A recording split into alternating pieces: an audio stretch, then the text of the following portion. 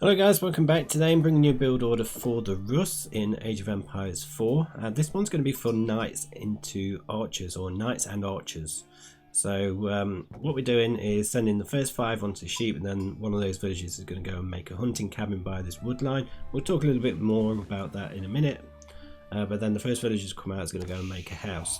So once the buildings there have been made, we're going to send both of those villagers onto wood and just start collecting the wood there.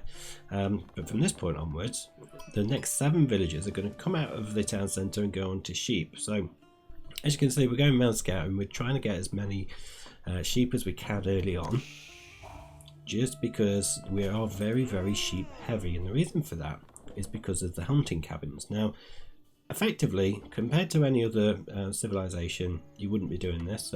The hunting cabin replaces the mill for the Rus, and the reason why we're just making a random hunting cabin there on the wood line is because it actually generates gold. You see we've got an influence area here, and what it does is it generates gold based on the amount of trees within that influence area. So quite good to have, but it is costly. So a normal mill will cost 50 wood. This actually costs 100, so effectively we're placing 2 mills and we're not actually using them, if you're thinking of costs there. So as you can see, we did make a scout. Now it seems to be quite common meta to make a few scouts. We're only making 1 in this build, but the meta generally seems to be make 3, but we are just doing 1. As you can see, we're still sending villagers onto sheep. There's another 3 more to come out. And what we do with the scouts here is to try and hunt these deer. And we're just going to shoot them, because every time we kill one, we're actually going to get 10 gold. As you can see, the gold count is going up for each deer that we're shooting. And then the other scouts just going around is just drop some more sheep off, just so that these sheep villagers have got plenty to gather from. And then it's going forward, trying to find the rest of the deer. So we can see that we've got the other patch of deer here, and this one's trying to find the enemy deer. So you'll get this a lot when you're playing against the Rus. The enemy scouts will come out and kill all of your deer. It's just because they want to get more and more gold from this little gold bonus. So this is actually my opponent's deer patch, or one of them. Each player generally has 2, but now we've got the 12 on sheep, we're going to send another one over to wood. Now I've actually queued up loads of villages there. I'll do cancel those in a minute, because we're at the point where we can look at building the landmark.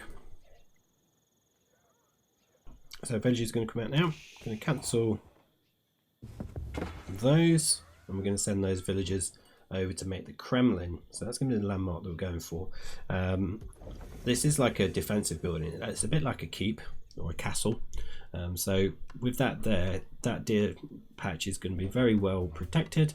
That's pretty bad. The scout was just sitting there doing nothing for ages, but it's quite difficult to micro the scouts, as well as keeping your villager production up, especially when you're not familiar with the hotkeys, as we are with Age of Empires 4 at the moment.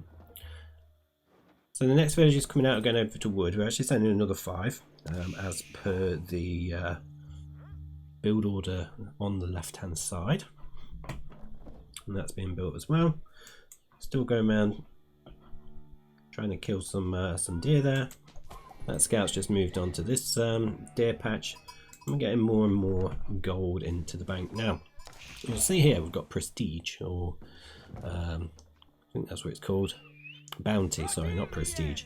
And you can see with all the deer that we shoot, if once we've earned 250 gold, we'll actually get up to the next tier, which is tier 2. So this will give an effect of 10% villager food harvest rate, and hunting cabins will generate gold every 24 seconds. So the gold generations increase a little bit from that as well. So really, really good. We are going to be at a point soon where we're going to take probably between 6 and 8 villagers off of the sheep here, just to make these sheep last a bit longer. I'm going to send them over to the deer patch here. We actually gather food a lot more quickly from deer than we do sheep, so it's a good idea to do that, just to prolong the need to have farms. There you go, we've got the 5 on the wood now. So the next villagers that come out are going to go to gold. Just going to be sending 2 over to gold. Well, we actually do 1 to gold, and then we send some to wood, and then 1 to gold again. But you might as well just do 2 to gold. Those villagers who were building, they're going to make a stable and an archery range. And then as soon as they're built, we can just start making production of the archers and the knights there. So yeah, once we've got those 2 on gold, I was just mentioning that I did do it a little bit differently in this actual demonstration. We're going to send 7 more over to wood, so we're going to end up with about 11 on wood. That's just so that we can start looking at placing farms and potentially start building towards getting enough wood for another town centre, or quite a number of things really. But as you can see, we finished off that deer patch. We shot all those. We've shot all these ones as well.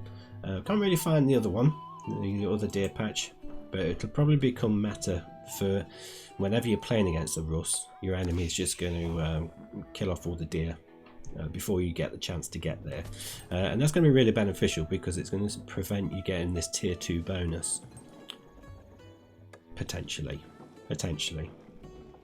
But you can still get this bounty from killing wolves and also the boar as well, so yeah, quite good in that respect. But as you can see, we're just starting to get the knights out now. We've got constant production from those at the moment, and the archers there, getting the house down.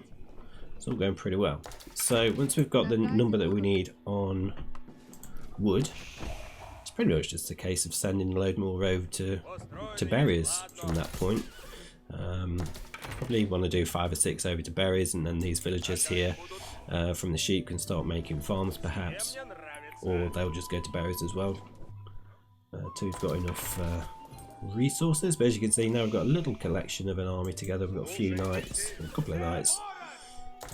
Set the gather points forward for those. Still constant production, and they're going to come forward. So why are we going for knights and archers rather than just 2 stable knights? Well, 2 stable knights, very, very expensive. Very expensive, because knights on their own require many villagers. They actually cost 140 food and 100 gold. And basically, it's just going to be really difficult to maintain production of 2 stables. So we go for archers instead. Now, the reason we go for archers is because they will counter any enemy spearmen.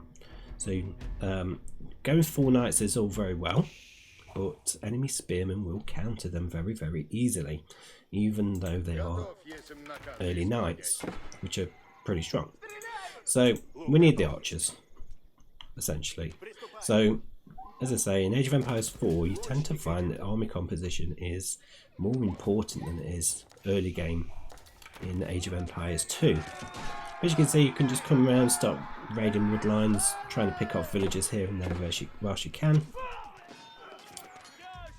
and pick off enemy units. Now, if you're against the French or against Rus as well, you may want to go for a composition of knights and spearmen. So there will be a build order for that one as well, so do keep an eye out for that. But that is it for this build order, guys. Thank you very much for watching. As you can see, more troops coming forward, getting a nice mass together. I shall see you on the next one. Do like the video and subscribe for more Age of Empires 4 content. Cheers.